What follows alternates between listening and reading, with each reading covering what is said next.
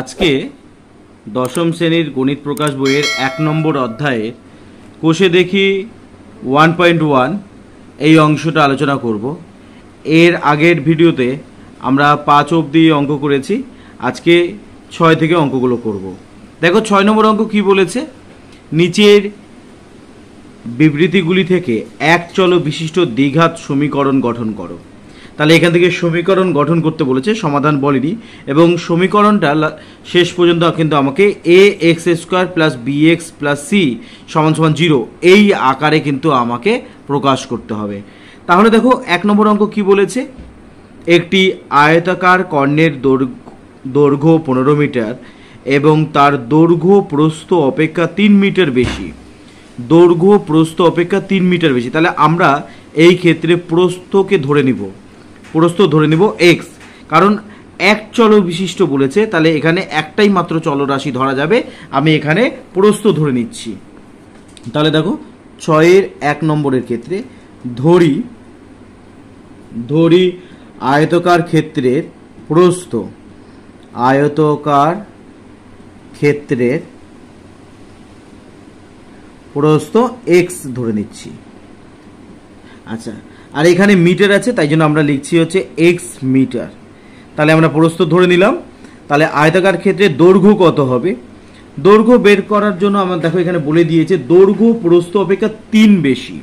তাহলে প্রস্থ যদি এক্স হয় তার থেকে 3 বেশি হবে, মানে +3 হবে, এত মিটার হয়ে গেল দৈর্ঘ্য। তাহলে দৈর্ঘ্য এবং প্রস্থ আমরা পেয়ে গেলাম। এবারে কর্ণের সূত্র কি, আমরা জানি যে আয়তক্ষেত্রের কর্ণ সমান সমান কি হয়, আয়তক্ষেত্রে কর্ণ সমান সমান হচ্ছে √ দৈর্ঘ্য স্কোয়ার, দৈর্ঘ্য যেটা পেয়েছি তার স্কোয়ার প্লাস হচ্ছে প্রস্থর স্কোয়ার। প্রশ্নানুসারে দেখো আমি যেটা ধরেছি সেই হিসাবে ক্ষেত্রফল দাঁড়ালো হচ্ছে কি না √ x + 3 তার স্কোয়ার প্লাস হচ্ছে x এর স্কোয়ার। আর বইয়ে কিন্তু কর্ণের দৈর্ঘ্য বলে দিয়েছে, পোস্টে কর্ণের দৈর্ঘ্য বলে দিয়েছে 15। তাহলে এই দুটো হচ্ছে সমান সমান হবে। আমি কি বললাম, এই আকারে সমীকরণকে রাখবো না, আমরা ax² plus bx plus c সমান সমান 0 সেই ওই আকারে আমরা রাখবো। তাহলে আমরা যে কাজটা করব, যে এখানে যে বর্গমূল আছে এদিকে নিয়ে চলে আসলে কি হবে, বর্গ হবে। তাহলে x + 3 তার স্কোয়ার প্লাস হচ্ছে x²। তাহলে বর্গমূলটা এদিকে আসলে বর্গ, তাহলে 15 বর্গ যদি করি তাহলে 225 হবে। আবার দেখো এখানে a + b তার হোল স্কোয়ারের সূত্র পড়ছে, তাহলে কি সূত্র, a² + 2ab + b²। আচ্ছা, প্লাস কি আছে, x এর স্কোয়ার আছে, সমান সমান হচ্ছে 225। তাহলে আমরা এখান থেকে কি বলতে পারি, দেখো x², 3 দুগুণী কত 6, তাহলে 6x। আচ্ছা, প্লাস 3 এর স্কোয়ার করলে 9 প্লাস x²। আচ্ছা, 225কে যদি আমরা সাইড চেঞ্জ করি তাহলে -225 সমান সমান 0 হবে। তাহলে এখানে একটা x² একটা, মানে দুটো x² আছে প্লাস 6x আছে। এবার সংখ্যার মধ্যে যোগ বিয়োগ হবে, বড়টার আগে মাইনাস তো মাইনাস হবে, সংখ্যা দুটোর মধ্যে বড় হচ্ছে 225, ওর আগে মাইনাস তো মাইনাস বসবে, এবং আলাদা চিহ্ন আছে দুটো সংখ্যা, তাহলে বিয়োগ করতে হবে। 225 থেকে যদি আমরা 9কে বাদ দিই তাহলে কত হবে, 225 থেকে 9কে বাদ দিলে হবে হচ্ছে 216 হবে। তাহলে 216 = হচ্ছে 0। আচ্ছা, এইবারে আমি কি বলেছিলাম, আমি বলেছিলাম সমীকরণটা ax² plus bx plus c = 0 আকারে আনতে হবে। আমাদের হয়ে গেছে, তবে যদি আমি একে 2 দিয়ে ভাগ করে দিই তাহলে কিন্তু সমীকরণটা আর একটু লঘিষ্ঠ আকারে হয়ে যাবে। সবাইকে আমরা 2 দিয়ে ভাগ করছি, তাহলে 2 × 2 = 0 আর 2 × 16 = 0। তাহলে সমীকরণটা আমরা কিন্তু এইভাবে গঠন করতে পারি। তাহলে যতগুলো সমীকরণ আমরা পাবো সবাইকে আমরা কিন্তু এই আকারে ax² plus bx plus c = 0 আকারেই লিখব। অনেকেই আছে এই সমীকরণ গঠন করে ছেড়ে দেয়, তা কিন্তু এখানে করলে হবে না। এবারে চলে আসো 2-এর অঙ্ক। 2-এর অঙ্ক কি বলেছে, এক ব্যক্তি 80 টাকার কয়েক কিগ্রা চিনি ক্রয় করলেন, যদি ওই টাকায় তিনি আরও 4 কিগ্রা চিনি বেশি পেতেন তবে তার কিগ্রা প্রতি চিনির দাম 1 টাকা কম হতো। তাহলে এই যে কথাটা বলেছে এখানে, সেই কথা হিসাবেই আমাকে কিন্তু অঙ্কটাকে করতে হবে। তাহলে আমরা কি ধরবো? আমরা এখানে ধরে নিব যে ব্যক্তি চিনি ক্রয় করেছিলেন এক্স কিগ্রা। আমি চিনি কতখানি কিনেছিল সেটা আমরা ধরে নিব, এখানে এক্স ধরে নেব। এক্স কিগ্রা চিনি ক্রয় করেছে ধরে নিতে হবে। আমি বলেছিলাম যে একটা চলরাশিকে ধরে নিতে হবে, তাহলে আমি এখানে ধরে নিচ্ছি যে লোকটি কতখানি চিনি ক্রয় করেছে, না এক্স কিগ্রা চিনি ক্রয় করেছে, ধরে অঙ্কটাকে করব। তাহলে দেখো, তাহলে 2 নম্বর অঙ্ক, ধরি ব্যক্তিটি চিনি ক্রয় করেছে, চিনি ক্রয় করেছে কতখানি করেছে, না এক্স কিগ্রা আমরা ধরে নিচ্ছি। তাহলে এক্স কিগ্রা কত টাকায় কিনেছে?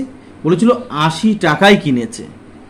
তাহলে 1 কিগ্রা চিনির দাম তাহলে কত দাঁড়াবে? এক্স কিগ্রা চিনির দাম 80 টাকা, তাহলে 1 কিগ্রা চিনির দাম হবে হচ্ছে 1 কিগ্রা চিনির দাম তাহলে আমার হবে, এখান থেকে যদি আমরা করি তাহলে 80 টাকা খরচা করেছে, তাহলে 80/x 1 কিগ্রা চিনির দাম তাহলে কিন্তু দাঁড়ালো হচ্ছে এত টাকা। আচ্ছা, আমি একবারে করলাম, তোমরা নাহলে ভেঙে করবে যে এক্স কিগ্রা চালের দাম 80 টাকা, 1 কিগ্রা চালের দাম তাহলে কত হবে? 80/x, ওই কিগ্রামে করে নেবে। তাহলে 1 কিগ্রা চিনির দাম এখানে বলেছে, চিনির দাম বলেছে, চিনির দাম তাহলে 80/x টাকা। যদি ওই টাকায় তিনি আরও 4 কিগ্রা চিনি বেশি পেতেন, তবে তার কিগ্রা প্রতি চিনির দাম 1 টাকা কম হতো। এখানে দেখো, কিগ্রা প্রতি চিনির দাম এত টাকা বলেছে, 1 টাকা কম হতো। আচ্ছা, যদি চিনির দাম এর থেকে 1 টাকা কম হতো, তাহলে প্রশ্নানুসারে তাহলে কি লিখবো আমরা এখানে? প্রশ্নানুসারে চিনির দাম আমরা যেটা দেখেছি সেটা হচ্ছে 80/x, এর থেকে যদি 1 টাকা করে কম হতো পার কিগ্রাতে, তাহলে আরও 4 কিগ্রা বেশি চিনি পেত। চিনি কতখানি পেয়েছিল? এক্স কিগ্রা পেয়েছিল, আরও 4 কিগ্রা বেশি পেত। আর মোট কত টাকা হতো? টাকার পরিমাণ কিন্তু সেটাই আছে, অর্থাৎ 80 টাকাই আছে। তাহলে এই ক্ষেত্রে যদি আমরা সমাধান করি তাহলে কেমন হবে দেখো, এখান থেকে যদি লসাগু করি তাহলে এক্স হবে, তাহলে 80 - x হলো। আচ্ছা, এর সাথে কাকে গুণ করতে হবে? এক্স প্লাস 4কে গুণ করতে হবে, সমান সমান হচ্ছে 80। তাহলে 80 - x/x কে প্রথমে কত দিয়ে গুণ করব? প্রথমে x দিয়ে গুণ করব, আবার এই সংখ্যাটাকে 4 দিয়ে গুণ করব। তাহলে 80 - x/x কে কত দিয়ে গুণ করব? 4 দিয়ে গুণ করব, কত হবে? 80 হবে। তাহলে দেখো, x আর x কেটে যাবে এখানে, তাহলে এই ক্ষেত্রে কত হচ্ছে? 80 - x হবে, প্লাস আমরা যদি 4 দিয়ে গুণ করি তাহলে 4 × 8 = 32, 320 - 4x বাই হচ্ছে x সমান সমান হচ্ছে 80 হবে।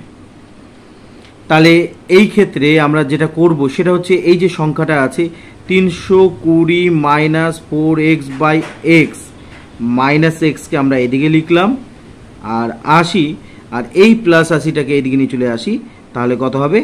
-80 হবে। তাহলে লসাগু যদি করি তাহলে x হবে লসাগু, তাহলে 320 - 4x, x গুণ করলে x², 80 থেকে যদি 80কে বাদ দিই তাহলে কত হবে? 0। তাহলে অর এখান থেকে দাঁড়ালো তাহলে -x² - 4x প্লাস 320, x এর সাথে একে যদি গুণ করি তাহলে কত দাঁড়াবে? তাহলে দাঁড়াবে হচ্ছে 0।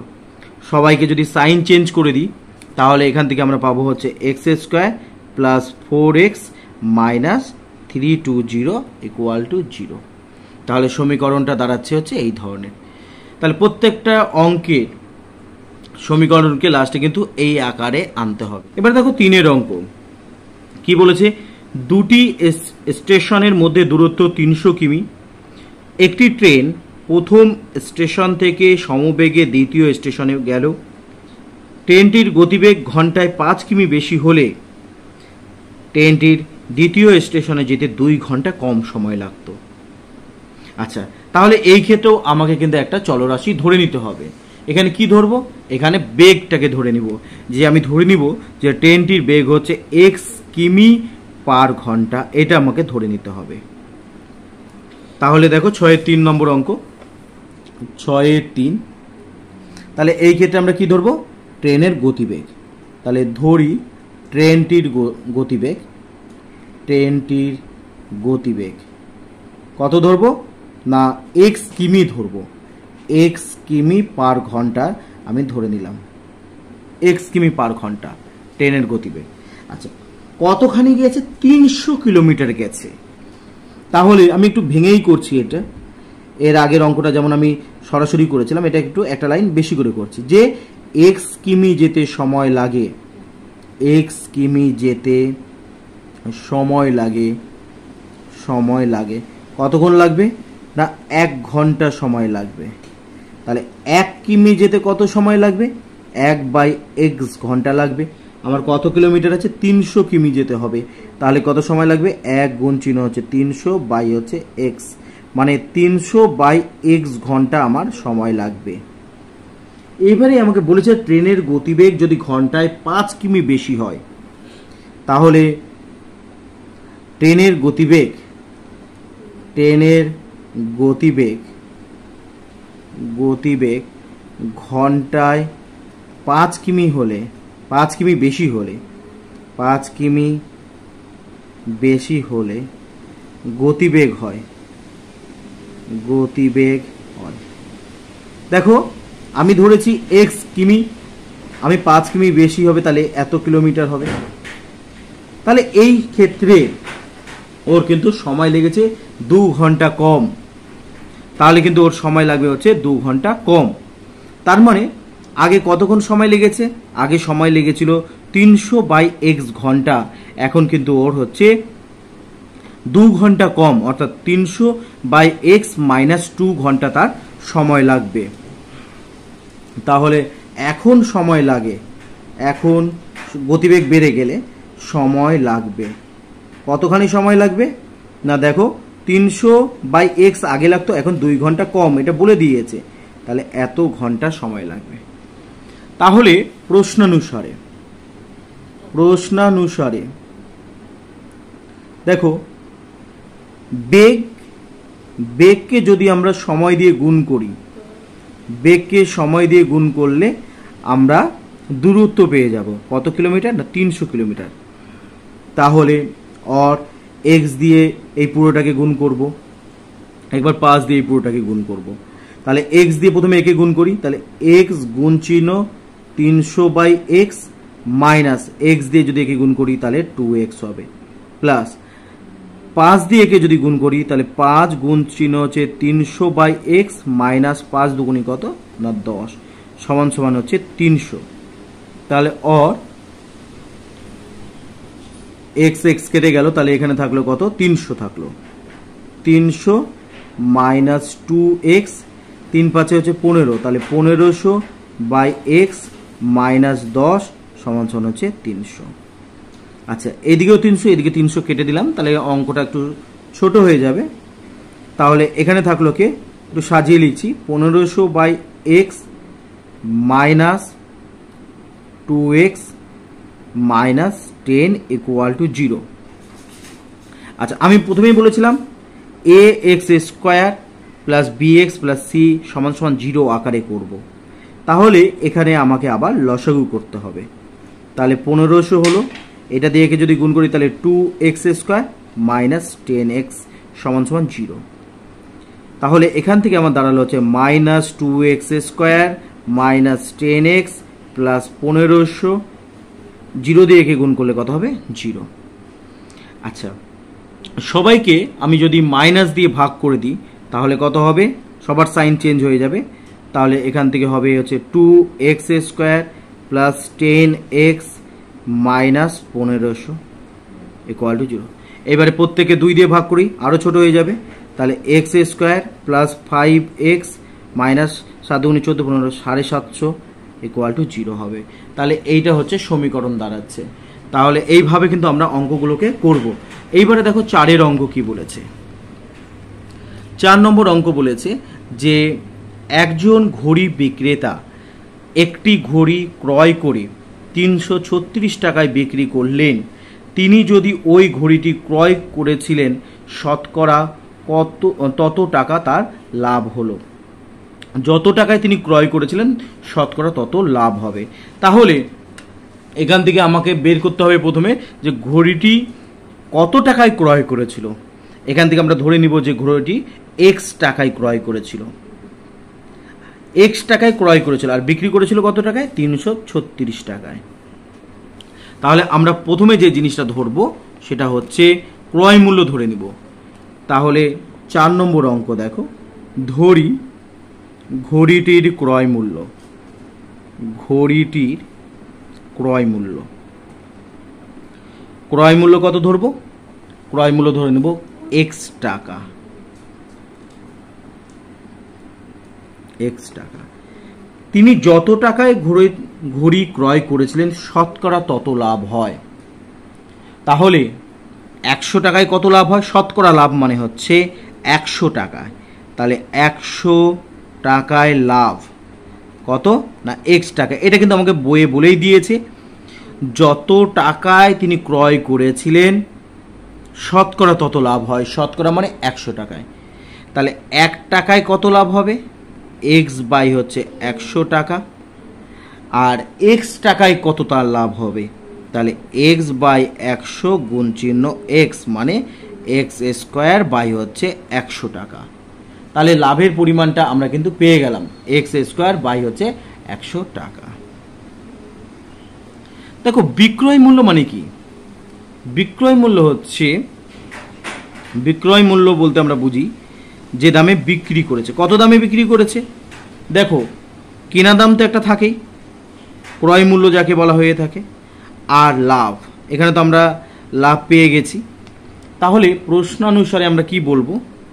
প্রশ্নানুসারে দেখো বিক্রয় মূল্য কত বইয়ে বলে দিয়েছে, বিক্রয় মূল্য হচ্ছে 336 টাকা সমান সমান ক্রয় মূল্য কত আমি ধরে নিয়েছি এক্স টাকা, আর লাভ কত এক্স স্কোয়ার বাই হচ্ছে 100 টাকা। তাহলে একেই আমাকে সমাধানগুলো করতে হবে। তাহলে 336 সমান সমান এখানে যদি লসাগু করি তাহলে 100 হবে। তাহলে 100 এক্স প্লাস হচ্ছে এক্স স্কোয়ার। তাহলে অর আচ্ছা এই সংখ্যাটার নিচে কিছু নাই মানে 1 আছে, 1 দিয়ে যদি একে গুণ করি তো সেটাই হবে। আর 336কে যদি 100 দিয়ে গুণ করি তাহলে এটা হচ্ছে, তাহলে অর তাহলে এখান থেকে কি দাঁড়াচ্ছে x square plus 100 x minus 33600 equal to 0। দেখো a square plus a x square plus b x plus c এই আকারে কিন্তু আমরা লিখতে পেলাম। তাহলে এইটাই কিন্তু হচ্ছে সমীকরণ দাঁড়ালো। এবারে চলে আসো 5 নম্বরের অঙ্ক। 5 নম্বর অঙ্কে কি বলেছে? স্রোতের বেগ ঘন্টায় 2 কিমি হলে রতন মাঝির স্রোতের অনুকূলে অর্থাৎ স্রোতের দিকে 21 কিমি গিয়ে ওই দূরত্ব ফিরে আসতে 10 ঘন্টা সময় লাগে। এটা আমাকে বলে দিয়েছে। অনুকূলে মানে স্রোতের দিকে, স্রোতের দিকে যখন যায় তখন কি হয় না স্রোতের বেগ এবং নৌকার বেগ দুটোকে কিন্তু যোগ করতে হয়। তাহলে আমরা এই ক্ষেত্রে আমরা কি ধরবো? আমরা স্রোতের বেগটাকে ধরে নিব। তাহলে এই ক্ষেত্রে স্রোতের বেগ কত ধরবো না এক্স কিমি। তাহলে স্রোতের বেগ 2 কিমি হলে রতন মাঝি স্রোতের অনুকূলে 21 কিমি গিয়ে ওই দূরত্ব ফিরে আসতে 10 ঘন্টা সময় লাগে। তাহলে এই অঙ্কটার ক্ষেত্রে আমাকে কিন্তু যে নৌকাটা আছে নৌকার বেগটাকে ধরে নিতে হবে। নৌকার বেগ ধরি নৌকার বেগ এক্স কিমি ধরবো, এক্স কিমি পার ঘন্টা ধরে নিয়েছি, এক্স কিমি পার ঘন্টা। আচ্ছা এইবার কি হচ্ছে যখন অনুকূলে যায় তখন কি হয় স্রোতের বেগ আর নৌকার বেগ যোগ হয়ে থাকে। আমাকে স্রোতের বেগ কিন্তু বলে দিয়েছে, স্রোতের বেগ আমাকে বলে দিয়েছে যে 2 কিমি পার ঘন্টা। তাহলে স্রোতের অনুকূলে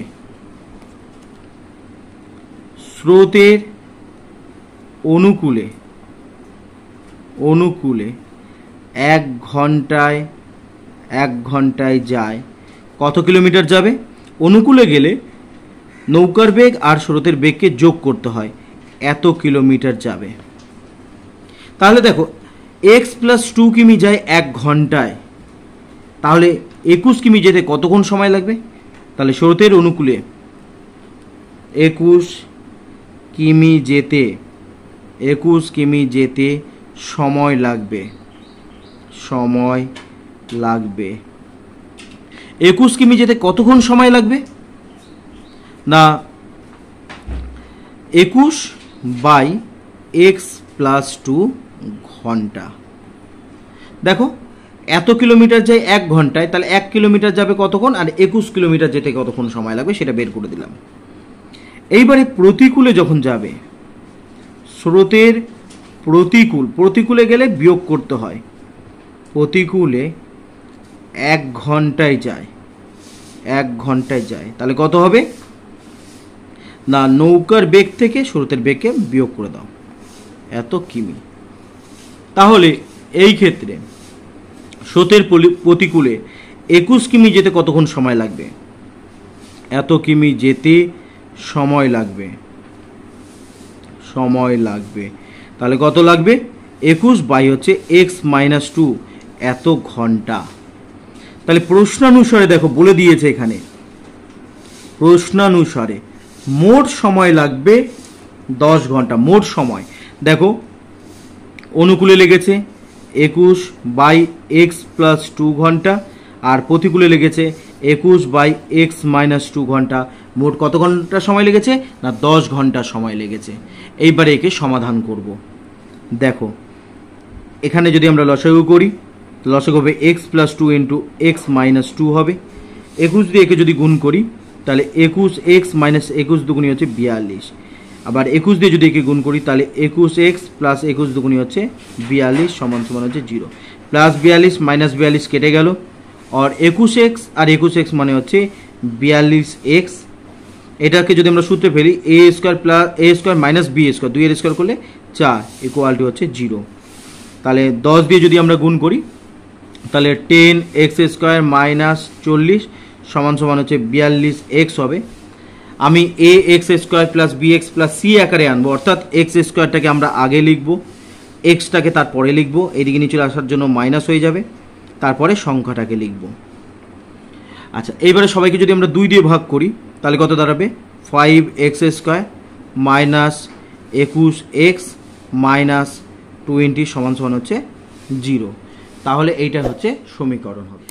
এরপরে দেখো 6এর অঙ্ক, আমাদের বাড়ির বাগান পরিষ্কার করতে মহিম অপেক্ষা মজিদের 3 ঘন্টা বেশি সময় লাগে। তাহলে মহিমের সময়টাকে আমাকে ধরে নিতে হবে, মহিমের কাজটা করতে x ঘন্টা সময় লাগবে। তাহলে এখানে কি ধরতে হবে এটা কিন্তু ইম্পর্টেন্ট, এই ধরাটাই হচ্ছে আসল। তারা উভয়ে একসঙ্গে কাজটি 2 ঘন্টায় শেষ করে। তাহলে দেখো 6 নম্বর অঙ্কের ক্ষেত্রে আমাকে কি ধরে নিতে হবে? মহিমের কতক্ষণ সময় লাগে সেটা ধরে নিতে হবে। তাহলে ধরি মহিমের সম্পূর্ণ কাজ অর্থাৎ এক অংশ সম্পূর্ণ কাজ করতে সময় লাগে,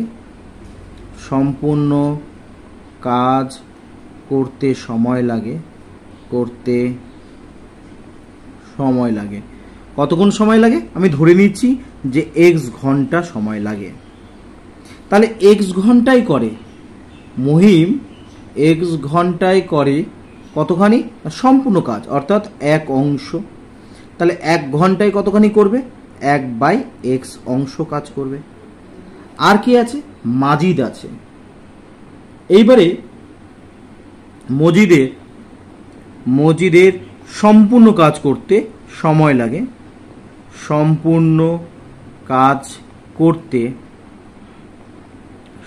লাগে, তা কতক্ষণ সময় লাগে? এর কিন্তু 3 ঘন্টা বেশি সময় লাগে, অর্থাৎ x + 3 এত ঘন্টা সময় লাগে। তাহলে মজিদ 1 ঘন্টায় কতখানি করবে? 1 ঘন্টায় করে কত অংশ? না 1/x + 3 এত অংশ। আমি এটা ডাইরেক্ট করলাম, এখানে যেমন দেখো ভেঙে করেছি, এখানে কিন্তু আমি ডাইরেক্ট 1 ঘন্টায় কতখানি কাজ করে সেটা করে নিলাম। আচ্ছা, এইবারে দুজন যদি একসাথে করতো, দুজনে একসাথে 1 ঘন্টায় করে, একসাথে 1 ঘন্টায় করে। একসাথে করতে গেলে বেশি করবে, বেশি করতে গেলে কি করতে হবে, যোগ করে দিতে হবে। তাহলে এদের মধ্যে লসাগু যদি করি তাহলে এক্স ইন্টু এক্স প্লাস 3 হবে। 1 দিয়ে যদি একে গুণ করে তাহলে এক্স প্লাস 3 প্লাস হচ্ছে এক্স হয়ে গেল। তাহলে উপরে হচ্ছে 2x প্লাস 3 আর নিচে হচ্ছে এক্স স্কোয়ার প্লাস হচ্ছে 3x। তারা যদি একসাথে 1 ঘন্টায় করে তাহলে এত অংশ কাজ করতে পারবে, কিন্তু তারা 2 ঘন্টায় সমস্ত কাজ শেষ করে দিল। তাহলে প্রশ্নানুসারে দেখো 1 ঘন্টায় করে 2x plus 3 by x square plus 3x। 2 ঘন্টায় কতখানি করবে, 2 দিয়ে গুণ করলাম, সম্পূর্ণ কাজ করবে, মানে 1 অংশ কাজ করে ফেলবে। তাহলে আমরা 2 দিয়ে গুণ করি, 2 দুগুণই হচ্ছে তাহলে 4x প্লাস হচ্ছে 6 বাই কত এক্স স্কোয়ার প্লাস হচ্ছে 3x সমান সমান 1। তাহলে 1 দিয়ে যদি একে গুণ করি তাহলে এক্স স্কোয়ার প্লাস 3x হবে, কিছু নাই মানে নিচেও 1 আছে, 1 দিয়ে একে গুণ করলে 4x প্লাস 6। তাহলে x square plus 3x minus 4x minus 6 equal to 0। তাহলে এক্স স্কোয়ার। আচ্ছা, এইবারে দেখো বড়টার আগে মাইনাস, তো মাইনাস হবে, তাহলে আলাদা চিহ্ন থাকলে কি করতে হয়, আলাদা চিহ্ন থাকলে বিয়োগ করতে হয়। তাহলে 4 থেকে 3 বাদ দিলে কত, 1 মাইনাস 6 ইকুয়াল টু 0। তাহলে সমীকরণটি কি কত দাঁড়ালো, x square minus x minus 6 সমান সমান 0 দাঁড়ালো। এইবারে দেখো 7 অঙ্ক। 7 নম্বর অঙ্ক কি বলেছে, 2 অঙ্ক বিশিষ্ট একটি সংখ্যার এককের স্থানীয় অঙ্কটি দশক স্থানীয় অঙ্ক অপেক্ষা 6 বেশি। এককটা যদি দশক যদি x হয়, একক স্থানীয় অঙ্কটি দশক স্থানীয় অঙ্ক অপেক্ষা 6 বেশি, তাহলে একক কত হবে, x প্লাস 6 হবে। তারপরে সংখ্যাটাকে আমরা বের করে অঙ্কটাকে করব প্রশ্নানুসারে করে। তাহলে দেখো 7 অঙ্কটা, 7 নম্বর অঙ্কের ক্ষেত্রে আমরা কি করব, দশকের অঙ্ক ধরে নিব। ধরি দশকের অঙ্ক হচ্ছে x, দশকের সংখ্যা হচ্ছে x, আর একক কত, একক হচ্ছে দশকের থেকে 6 বেশি, তাহলে x প্লাস 6 হবে। তাহলে সংখ্যাটা কত হবে, সংখ্যাটি হলো, সংখ্যা বের করার নিয়ম হচ্ছে দশকের সাথে 10কে গুণ করতে হয় প্লাস একক করতে হয়। তাহলে এখান থেকে কত দাঁড়ালো, দশক 10x আর একটা x মানে 11x প্লাস 6, সংখ্যাটা কিন্তু দাঁড়ালো 11x প্লাস হচ্ছে 6। এইবারে কি বলেছে, এবং অঙ্কদ্বয়ের গুণফল সংখ্যাটির থেকে 12 কম। তাহলে প্রশ্নানুসারে কি বলেছে, যে অঙ্কদ্বয়ের গুণফল মানে এই দুটো সংখ্যার গুণফল, এই দুটো সংখ্যার গুণফল কত না, দুটো সংখ্যার গুণফল হচ্ছে মেন যে সংখ্যাটা আছে, মেন সংখ্যাটির থেকে 12 কম। তাহলে মেন সংখ্যা কত, 11x প্লাস 6 হচ্ছে মেন সংখ্যা, তার থেকে এটা কত কম, মানে বিয়োগ করে দিতে হবে 12 কম। তাহলে 11x প্লাস 6 মাইনাস x দিয়ে গুণ করা, তাহলে x স্কোয়ার মাইনাস 6x সমান সমান হচ্ছে 12, minus x square minus 6x, মানে এক্স স্কোয়ারগুলোকে প্রথমে লিখবো, তারপরে এক্স জাতীয় জিনিসগুলোকে লিখবো, তারপরে হচ্ছে সংখ্যাটাকে লিখবো, প্লাস 12 এদিকে আসলে মাইনাস 12 ইকুয়াল টু 0 হবে। তাহলে মাইনাস এক্স স্কোয়ার, তাহলে দেখো এদের মধ্যে যোগ বিয়োগ হবে, বড়টার আগে প্লাস তো প্লাস, আলাদা চিহ্ন তাহলে বিয়োগ, 11 6 বাদ দিলে কত হবে 5, তাহলে 5x, এখানেও তাই বড়টার আগে মাইনাস তো মাইনাস বসবে, আলাদা চিহ্ন তাহলে হচ্ছে বিয়োগ করতে হবে, 12 থেকে 6 বাদ দিলে 6। তাহলে সবগুলো থেকে মাইনাসকে যদি আমি সাইন চেঞ্জ করে দিই তাহলে দাঁড়াবে হচ্ছে x square minus 5x plus হচ্ছে 6, এইটা কিন্তু তাহলে উত্তর দাঁড়াবে। এবারে দেখো শেষের অঙ্ক 8 নম্বর অঙ্ক কি বলেছে, 45 মিটার দীর্ঘ ও 40 মিটার প্রশস্ত একটি আয়তক্ষেত্রাকার খেলার মাঠের বাইরের চারিপাশে সমান চওড়া একটি রাস্তা আছে। ওই রাস্তার ক্ষেত্রফল কত, 450 বর্গ মিটার। তাহলে যে রাস্তাটা আছে সেই রাস্তা কতখানি চওড়া সেটাকে কিন্তু আমাকে এখানে ধরে নিতে হবে। তাহলে দেখো 8 অঙ্ক, ধরি রাস্তাটি কতখানি চওড়া, না x মিটার চওড়া আমি ধরে নিচ্ছি, x মিটার চওড়া। তাহলে যদি আমরা ছবিটা এঁকে নিই, দেখো ছবিটা এঁকে নিলে আমাদের অনেকটা সুবিধা হয়ে যাবে। এটা ধরো একটা আয়তাকার জমি ছিল, সেখানে দৈর্ঘ্য 45 এবং প্রস্থ হচ্ছে 40 বলেছে। বাইরের দিকে রাস্তা রয়েছে এবং এই রাস্তাটা কি বলেছে, রাস্তাটা কতখানি চওড়া বলে ধরে নিয়েছি আমি, রাস্তা হচ্ছে x মিটার চওড়া, এটা আমি ধরে নিয়েছি। এবং বইয়ে তোমার রাস্তার ক্ষেত্রফল বলেছে। রাস্তার ক্ষেত্রফল কিভাবে পাবো, আমরা যদি পুরোটার ক্ষেত্রফল থেকে ভেতরের ক্ষেত্রফলকে যদি বিয়োগ করে দিই তাহলে কিন্তু রাস্তার ক্ষেত্রফল পাবো। তাহলে রাস্তা সহ মাঠের দৈর্ঘ্য আগে বের করব। মাঠের দৈর্ঘ্য, দেখো মাঠের দৈর্ঘ্য ছিল 45, রাস্তা সহ বলেছে মানে এদিকেও x অর্থাৎ 2x এর সাথে কিন্তু যোগ হয়ে যাবে এত মিটার। তাহলে রাস্তা সহ মাঠের প্রস্থ কি হবে, প্রস্থ ছিল 40, এদিকেও x বেড়েছে এদিকেও x মানে 2x, দুই দিকে মিলে মোট বাড়বে। তাহলে রাস্তা সহ মাঠের ক্ষেত্রফল কত হবে, রাস্তা সহ মাঠের ক্ষেত্রফল বের করতে গেলে আমাকে দৈর্ঘ্য গুণ চিহ্ন প্রস্থ করতে হবে এত বর্গমিটার। তাহলে প্রশ্নানুসারে দেখো পুরোটার ক্ষেত্রফল ছিল এইটা, যে 45 প্লাস 2x ইন্টু 40 প্লাস হচ্ছে 2x, পুরোটার ক্ষেত্রফল। সেখান থেকে ভেতরের মাঠটাকে বাদ দিব, অর্থাৎ 45 ইন্টু 20কে বাদ দিব। তাহলে রাস্তার ক্ষেত্রফল অর্থাৎ 450 আমরা পেয়ে যাব। এবারে আমরা গুণ করি, দেখো 45 ইন্টু 40 করতে হবে, কারণ হচ্ছে প্রস্থ হচ্ছে 40, 20 নয়। আচ্ছা এইবারে দেখো আমরা গুণ করব, এটা দিয়ে গুণ করি, 45 দিয়ে প্রথমে গুণ করি, তাহলে 45 গুণ চিহ্ন 40 হবে। 45 দিয়ে যদি করি 45 দুগুণী 90x হবে। আচ্ছা এবার 2x দিয়ে পুরোটাকে গুণ করি, 2x দিয়ে গুণ করে তাহলে 40 দুগুণী 80x হবে, প্লাস 2 দুগুণী 4x স্কোয়ার হবে, মাইনাস 45 গুণ চিহ্ন 40 হলো সমান 450। একই জিনিস আছে, এটা কেটে গেল। তাহলে আমি এক্স স্কোয়ারটাকে আগে লিখবো, তাহলে 4x স্কোয়ার লিখবো। আচ্ছা এক্সগুলোকে যোগ করে বসাবো, তাহলে 170x হবে। আচ্ছা 450কে এদিকে আনবো, তাহলে মাইনাস 450 ইকুয়াল টু হচ্ছে 0 হবে। তাহলে এই ক্ষেত্রে দেখো সমীকরণটা কত দাঁড়াচ্ছে, সমীকরণ দাঁড়াচ্ছে কিন্তু তোমার হচ্ছে 4x square plus 170x minus 450। এবারে যদি আমি 2 দিয়ে ভাগ করি তাহলে একটু ছোট হয়ে যাবে, তাহলে প্লাস 85x হবে। আর এখান থেকে দাঁড়াবে হচ্ছে 2 দুগুণী 4, 2 দুগুণী 4, 225। এত হলো সমীকরণটা।